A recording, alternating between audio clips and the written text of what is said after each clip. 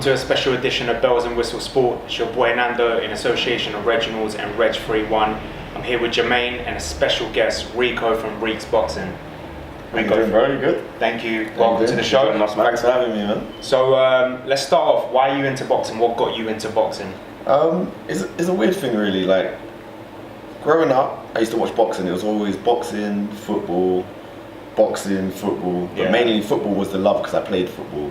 And I just ran with it. I had like one boxing session when I was 10, got taken down to All Stars, and had a session, and it was so hard. I was like, this is not for me. This is not like football. Football's fun. Yeah. Like, so kind of fell off it.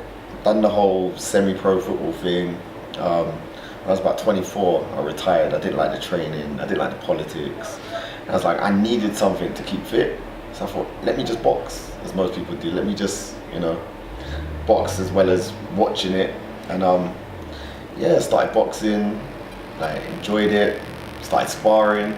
He's like, wow, this is nice. Then you want to fight, you have your first fight, and then you're hooked. And then now it's obviously looking to progress onto coaching. But just generally the whole ethos of boxing, the old school combat, like nowadays, like how things are now, people don't fight. Like, we grew up in an era where we used to fight each other. Go out and play football. Yeah. Get someone, maybe barge you into the wall, have a fight. That's it. Come back tomorrow, you're playing football again. Yeah. So we have that installed in us where it's like, we want to fight and we enjoy the gentleman side of it. You can have a fight, shake hands and... Exactly. Yeah. Who's your earliest memory of, who's your first fight that you ever saw? Who's the first boxer that comes to mind when you first got into boxing? Prince Nassim. Prince Nassim, yeah. Yeah. So he was just so, because again, football, but then he was such a showman. So kind of like, I wasn't so into it, but I'd look and I think, oh, this guy is, obviously there was Eubank before, which was, he had that advert. Do you remember when he was walking through the panther? Oh, yeah. And then he got stopped by Collins. Like, so that caught my attention initially, and obviously fell off. But then Prince Nassim, he was just outstanding. Like, his entrances were just, it was such a big show, and he was so cocky. But he backed it. Yeah, exactly. He backed it. And he was a huge star in this country, so it's a shame that he retired too early. Yeah. A lot of people said he was finished after the Barrera loss, but I think he still could have continued with that. Jay, who's your earliest memory? What got you into boxing? As you say, say Mike Tyson, but Roy Jones Jr., just his style. And the fact that he went up a lot of weight classes and won world titles is why I love watching boxing and why I like watching him in particular. So Roy Jones Jr. is probably my reason why I started watching boxing. Yeah. Mine's Mike Tyson, but as an Italian, you got to get into boxing with the Rocky films as well. So especially with the priest coming in and he's speaking in Italian, giving him in that prayer before the fight, and then Adrian and all of that. As an Italian, your dream is to run those stairs in Philadelphia, but it'll probably take me about 10 minutes to do it. But who's your favorite fighter right now? Who's the person that you love to watch at the moment? Can I go back a couple of years? Yeah, of course. Mayweather. Yeah. Like, once you start boxing, you realize how hard it is to not get hit, and then you start to appreciate what he done. Because I was never a fan until he fought Hatton, and when he beat Hatton, I remember it broke my heart. I remember I watched it and I was just like, I was devastated. I was a proper Hatton fan through and through. Yeah, same. And just then I started to like study his career. I went backwards, started to watch his fights and just see how elusive he was, how he was just on another level. I just think the fact that in his early career he was so aggressive, and then he had the hand problems and moving up in weight, he didn't carry the power. And as I said, being a boxer now, or amateur boxer, getting in that ring with other amateur boxers and them hitting you, you're thinking, this guy's making world-class boxers look amateur. Like, you remember there'd be fights where they're like, oh, do you know what, he's going to beat him, he's going to do Mayweather, he's going to take him. Then he goes in there, as soon as he's beat them, he wasn't on his level. Yeah. And boxing's all about the IQ, man. So obviously that's a few years back. Obviously right now, you gotta love Lomachenko, man. Thank you. Lomachenko, that's my guy. That is my guy. He's my number 2, because I'm gonna get to the number 1. But Lomachenko, he's just unreal. The way that if you ever watch his first round, he doesn't really throw a punch. Like he's throwing feints, level changes, feints, stepping in, stepping out, literally just gathering data. Like he's like a computer. He really is. He's like doing the everything. robot. So he's unreal. And then from the second round onwards, he just steps it up and punishes his opponents. Oh, he makes them look so like amateurish again. Yeah, exactly. Like they don't know what to do.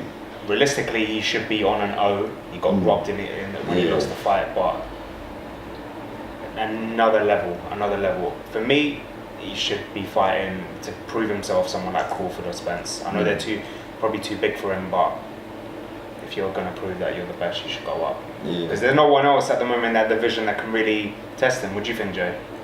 No, I don't think anyone in that division can beat him. I think at the moment, him and Canelo look unbeatable in terms of whether they fight anyone in their weight class. I can't see anyone beating them. So maybe they need to fight someone at a different weight class for them to be really tested. They both lost the fight anyway, so they have nothing to really prove in terms of if they lose again, their careers never be tarnished. So those two, I definitely think those two at the moment. Can't see anyone beating them in their weight class. Yeah. What about I know he could be damaged goods now, but the Garcia Lomachenko fight. No. Too late. I think he should have taken it before the Spence. Wouldn't have made a difference. No. It would have been for me the same outcome as you know what, we've done a video on this a few times and I never can pronounce the guy's name. Rigondeaux. Yeah. It'll be like that. It'll be like that. He will make him. I don't think Mikey Garcia will quit. You know, it's that Latin blood that they just never quit. He'll get destroyed. He'll get literally destroyed. He'll get tagged that will. I think that's what I read about him. He was taking a lot of punishment from Spence in that fight. Yeah. Obviously, the bigger man Spence is, but he was taking a lot of punishment. And to be honest, that fight probably should have been stopped. Yeah. He was he had showed a lot of heart, but his corner should have got him out there. To be honest, and I think it would be more the same. To be honest, if he fights Lomachenko, I think Lomachenko at the moment I can't see anyone beating him, and I just think he'll get tagged all night long. Men against boys, really. So and it's too late for Pacquiao as well. If it was an earlier Pacquiao, that'd be a great fight, but it's just you got to fight either Crawford or Spence now, because even the likes of like people like Thurman and that, which I think Pacquiao's going to win that fight. No chance against Lomachenko. Thurman doesn't look the same in a comeback fight. I know it's a comeback fight, but you just look. I think there's a few fights before. I think from when he fought, did he fight Garcia before he fought Porter? he fought Porter first, then Garcia. Yeah, so whichever fight came first, he doesn't look the same. Like before, when he was fighting the lower class fighters, he looked a beast. He was dropping them. Now he almost looks scared. He's almost like head down, swinging. I'm like, you were talking like you were number one in the division, but but he don't want that smoke. He don't want Spence. Like all that talk. It was funny the other day. There was a tweet that what did he say? When I deal with Pac, man, who's next and all this, and Spence said, "Well, just don't disappear like you always do." So listen, there's a lot of people in that division that don't want Spence, and you saw that in Pacquiao's face. You saw that, didn't you? We watched that fight together. When Spence beat Mikey. He called out Pacquiao. He came in the ring. You see it all over Pacquiao's face. He don't want that. And Pacquiao's a warrior. Yeah, that's what I mean. But you got to think of Pacquiao's like 40 now, so like, would you want to be taking on a guy who's at his peak at the moment now at boxing? It's stupid. It doesn't make no sense. So be honest, he doesn't have to take that fight. So can't really blame him. But Thurman, I mean, Thurman's been talking about he's like one time knocks people out, stuff like that, and like I think he even told Spence to go and win a world title. Spence won a world title, came to England, won a world title, saying to Thurman, where you at, let's get it on. Then he's like out injured for like a year and a half, 2 years, vacates WBC and all this. It's long, man. Like I believe he doesn't want. He just doesn't want it. He knows now. You know when you get to that age when you start getting injuries and stuff like that, it takes its toll on the career. Like I think now, if you fought someone like Spence, you'll get battered. Yeah. I think that fight he had recently, he won on ITV4. The guy should have stopped him. The guy who had a bit more power, the guy would have stopped him. He was getting tagged that will. I'm thinking, like, yo, is this Thurman? Like, he's getting the way he's getting tagged that will. Like, he's just like walking into punches. Like reaction times are slow. There's ring rust, but that's just I don't know, man. It reminded me of when the Gale lost to Trout. But trial did the job. So but he got lucky in that fight, Furman anyway. But moving on, let's go on to the heavyweight division. Now, if you check out Reekz _Boxing, you did a video on Wilder Breazeale. What's next for Wilder? It's a difficult one because, as you say, the 3 top heavyweights are on different broadcasters now, and I don't blame them because at the end of the day, why should one man be getting the money? In like Joshua, I'm the money man, you come and fight me. It's like, actually, Wilder's got this deal, you come here and fight me. Fury was almost the middleman. He's come back, proved himself. He's like, you know what? Now I've signed the big deal. Yeah. So it's, but you know what? Dylan White, he deserved that title shot. Yeah. He's not going to get it. No, I don't think he's going to get it. I think too much of a risk. Yeah. And the WBC, I think it was before. What's his name? Charlie Edwards.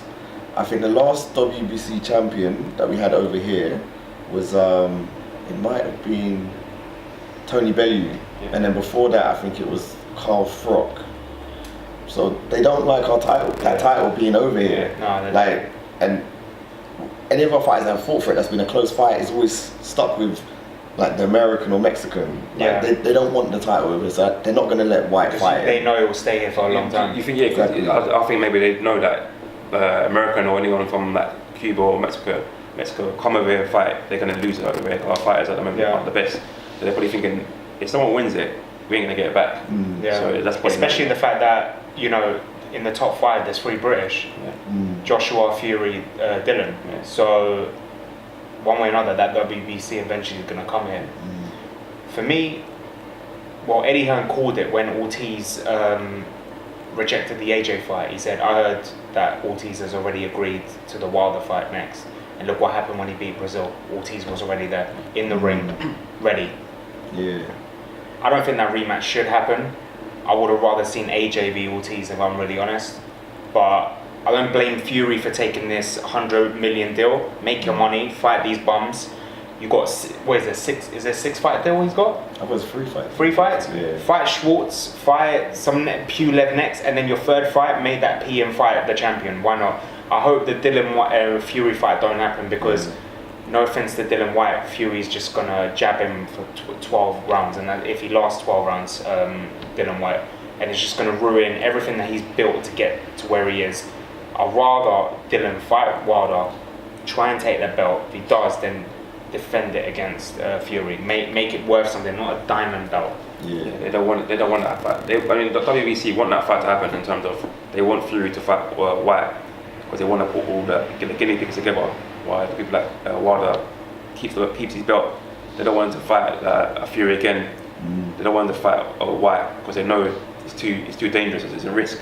If he fights one of those guys, for me, Dylan White's capable of knocking out Deontay Wilder. Same as Deontay Wilder's capable of knocking out, I think. Yeah. But I believe that Fury fight won't happen. Get them to the rematch. I can't see it happening. Yeah, I said that as well. I can't see it happening. He knows. I lost that fight. He's like, you know what? I don't want to smoke no more. You know, I'm gonna fight these bums, improve my record, and then maybe one day fight like Joshua when he's on the decline, and try to go out as undisputed champion. That's what I think. But I can't see him fighting Fury again. To be honest, I think that's gone now. Yeah. So over the weekend, obviously, Billy Joe Saunders became two-weight champion. Impressive performance by him. Obviously, the opponent wasn't that great, but it was WBO #1 for a reason. Obviously now, he said after the fight, I gave Golovkin 3 chances to fight me, he didn't take it. I won the Canelo, I won the Callum Smith. For me, Callum Smith is a massive risk for Billy Joe Saunders. He's too big. I think Callum Smith's even too big for super middleweight. He needs to go up. Yeah. Who should he take? I'd like to see him fight Eubank again. Eubank? Yeah. He's in his division now. Yeah. You know what I mean? You don't think Eubank's too small for super middleweight? I think he is, but then again, maybe Billy Joe Saunders is too small for super middleweight. True. They can both go down at middleweight. Yeah. I'd like to see them two get on again. Eubanks, in a different place mentally. Yeah. Even though he still swings a lot. Yeah. DeGale made him look a lot better than he is, in my opinion. Yeah. Because DeGale was just pop shotting and grabbing all night. It was easy, almost. Yeah, I want to see that Eubank Saunders, because Eubank is not gonna wait 6 rounds again like last time. Yeah. He'll attack him from the get go, and I don't want him to fight Canelo yet. I don't think he's earned that. Too many big fights he's not attended, if we could say. Yeah. Like Yeah, too many injuries. You know, he can even fight Jacobs. That'll be a good fight. Yeah. Or who's Andre fighting?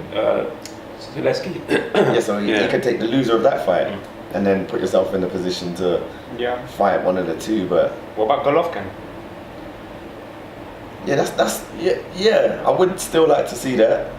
Obviously, I want to see how Golovkin looks when he comes back. Yeah. Because I thought the second Canelo fight, he did look kind of old. Like he wasn't. I thought he won the first fight. I think most people thought he won the first fight. I thought the second fight was very close simply because of his jab. Like a lot of people look at the eye-catching stuff, but every time you stop punching against Golovkin, you take 3 jabs to your face, and that's a scoring shot. So you be taking a breather, head goes back. Take a breather, head goes back, and then when Canelo does a big combo, head goes back about 5 times. Good combo, but you're like you're not counting the other shots. So I want to see how he comes through against this next guy. I don't know much about the guy he's fighting. He's ranked number 98. Wow. That's already in it. But you expect that. You expect that for him to fight a bum like someone that's not even in the top 20 for a comeback fight. But we say comeback fight. He lost 2 fights back to back against the best. So I don't feel he needs to drop that low. He was like, what was he, 38-0 or something, 36-0 when he fought Canelo. Yeah. How many knockouts? He didn't need to drop so far down. True. He's better than everyone else. Maybe fight Jacobs again if he wants to get straight back into that title shot. That's a risk fight as well, straight away after Canelo. But it can have an effect on him because he wanted that O, innit? And losing that O can have an effect on a boxer as well. Also, obviously changing coaches now, isn't it? It's already like Golovkin. He does take a lot of shots to the head. Like he said, his head movement is very minimal. And everybody said that about Abel Sanchez. Obviously, when he's training, that he comes forward, he takes a lot of shots. So we'll probably see. I don't know. I believe changing the coach now is probably a bit too late in his career now, because like they say, you can't teach the old new tricks. Yeah. So but we'll see how he goes. I think I would love to see him fight triple Canelo again one more time, but time's running out. I think time's running out of that fight. I can't really see it happening. Back to Saunders, Joe Saunders. I would like to see him fight one of the Charlo brothers. I think they believe they need to have a big fight because they're good young prospects, but I think now it's time for them to step up and fight a big name. And they talk too much. Yeah, they talk too much. So I'd love to see them fight a big name, and if they do fight someone like Triple G or Canelo, and they put in a performance, maybe they win a fight, catapults their career. So let's see what they got as well. Obviously, over the weekend as well, we had Joe Joyce. Ustinov, 42-year-old, it was bound to happen. What's next for Joyce? Because I'm hearing already, I want Joshua at Wembley, I want Wilder, I want this, I want that. And then his manager came out yesterday and said, we offered it to Povetkin, we offered it to Chisora, and we offered it to Joseph Parker. They don't want it. I personally, I messaged him straight away, and I said, I don't think Joseph Parker is the type to turn down a fight like that, because he's the type that will fight anyone. Same as Povetkin as well. So I don't know if what's true. Maybe they offered low money on purpose. Who do you think Joe Joyce should fight next? Well, there's talk that he's going to fight the winner of Dubois Gorman. Who do you think is going to win that? Oh, that's a tough one. That's almost like a Wilder Fury situation. The boxer against the puncher. Yeah. And I kind of feel that Dubois may catch him. Right now, I'm putting my money on it. I think Dubois is going to catch him and fight Joyce. But Joyce is just so slow, man. He's just a robot. He's so like different. Yeah, it's so bad, but he's knocking him out. He's got power clearly. So you asked me if, I don't know. I think Dubois will beat them both, goodness. I think, but Joe, you never know. Joe could catch him because I see a lot of when Dubois fought Latte. Was it Latte? his last fight, he got caught a few times, and that was a bit of a slugfest. I think if he gets caught in a slugfest with Joe Joyce, he might get clipped, and I think Joe Joyce has probably got a bit more power than that guy, so he could also get stopped. So you never know, it's 50-50, but obviously they both got to get through the fights first for that fight to happen. Yeah. I have a prediction that when he comes back from injury, that by 2020, Usyk's going to be world champion, heavyweight champion. What do you think about this guy going up to heavyweight? And Gassiev as well. I think he's got the skills. He's got the skills to, like, look at Holyfield. Yeah. Holyfield tells it all, where you don't have to be the biggest heavyweight, and he can get in, he can get out. Obviously, we don't know how his power is gonna transfer to heavyweight, but he may not need all that power. Like, a lot of these heavyweights, they're 17, 18 stone, they're slow. You wouldn't want to see him in there against a Wilder, because obviously Wilder's quick as well. Yeah. Like, right hand will catch him at some point, but I think he can nick a title somewhere. If something goes wrong, like someone gets stripped, I could see him fighting for a vacant belt and winning the vacant belt. Joshua would have to lose one of his belts for that to happen. Yeah, that's what I mean. Yeah, Joshua. Or vacate it. Or vacate. Because remember, he still has to defend his IBF title against Pulev. He's #1 contender for that. I don't know if Eddie Hearn could be bothered to even make an event just for the IBF belt, just for that. So is it worth just, vacating it, and then, you're going to win it back anyway eventually, so just to get the bigger fights, more money. And I can let Usyk get that, and I can build the Usyk fight against Joshua. That's true. Usyk's now got a title. Joshua wins that, has the 3 belts again, and can still go for Wilder. Yeah, but then there's Gassiev as well, because he's a natural heavyweight, so we'll see what happens. Before we go, I wanna touch on something new that we introduced to boxing fans, is a fantasy boxing round, where I just talk about three current fighters against ex-fighters, and in your opinion, who wins? So you mentioned Floyd Mayweather. Yeah. So a fight that a lot of people have always said that a dream fight, kind of like Tyson Ali, for example, him against Sugar Ray Leonard. How would that go? For me, Leonard will get a decision win. Looking at clips, because obviously I'm too young to remember Leonard, but Yeah, that's a tough one. I was hoping you was gonna say Mayweather Duran. That would have been a lot easier. That's a tough one, because you got to think which Mayweather does he fight? Because the older Mayweather, his ring IQ could have maybe. I don't know, man. let's say both in their prime. Let's say the Mayweather that fought Hatton against Leonard in his prime. See, I don't think the Mayweather that fought Hatton was Great. No, I don't think he was that great that day. Okay, the Mayweather that fought De La Hoya or Cotto. Oh, it's a hard one, man. Yeah. It's a really hard Imagine one. both in their prime. George, I haven't seen all of Leonard's career, so that's the problem. You see the highlight fights, like the big fights, and he had heart, he had hands, he had good footwork, but Leonard got hit a lot. Like, in my opinion, he got hit a lot. Not saying that Floyd's got knockout power, but he could have nicked a points decision. I feel like he wouldn't have stayed in the pocket and let him get his hands off. What do you think? I probably would have went Mayweather, just because, I don't know, just because he's a very clever fighter, in terms of he would have made him miss a lot, where Leonard's a more fighter, he's a bit hands-on in terms of that, throws a lot of punches, but you say he gets tagged a lot. I think Mayweather probably would have made him miss a lot, and he probably would have sort of beat him to a points win as well. So I probably have to agree with that. It would have been a fantastic fight if it was to happen one day. Well, not one day, but if it did happen, it would have been fantastic to watch.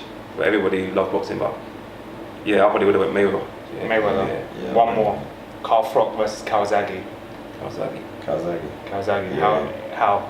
All points. Points. He would have outboxed him. Yeah, Outboxed him all the way. He may even have stopped him in a sense of not a knockout, just getting overwhelmed, like nothing's coming back. A few punches, then Froch's just throwing punches, get caught. Like, Froch had a chin though. Like, I think like Froch, he didn't move across the ring that well. Yeah, he's basically, when he's moving his feet was pretty much was grounded. He didn't really move across the ring very well, because Kawasaki did.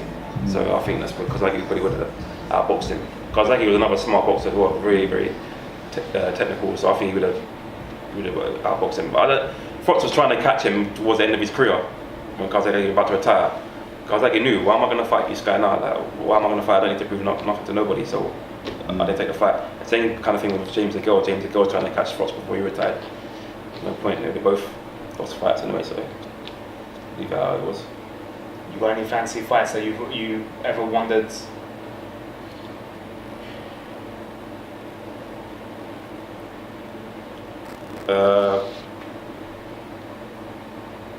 Bro, put him on the spot. It's a tough one. Probably would have been a heavyweight fight, so I probably would have said. No, I would have said Joshua Lewis. Lennox Lewis. That would have been an interesting fight. I think Joshua would have taken that. Yeah. I reckon I Joshua think Lewis would have beat him. Yeah, I reckon Lewis would beat him. Yeah, I reckon Lewis would have beat him. Yeah. Never was the biggest Lewis fan, if I'm really honest. Never was the biggest fan of his. I would have said someone like Vitaly Klitschko versus Holyfield. I think Vitaly. I agree. I reckon he would have just kept it long, like not take any risks and walk him on to that right hand. Yeah. But Lewis beats Joshua for me. Yeah, all so day is that long. right? I think Lewis is one of our best ever boxers. I think he's, Like, technically he would have beaten him anyway. He would have moved across the ring, he would have jabbed him all night long. They gave me like Joshua would have relied on a couple of combinations that Okay. he would have I think Before we go, one more. Lewis or Fury? I think That would be a dream fight. that's a tough one. I think maybe Lewis. I say that because if you compare like people that he's boxed, let's say the Klitschko Fury fight, like size, stature, that would have been Lewis. But Lewis is not one. He's not gun shy.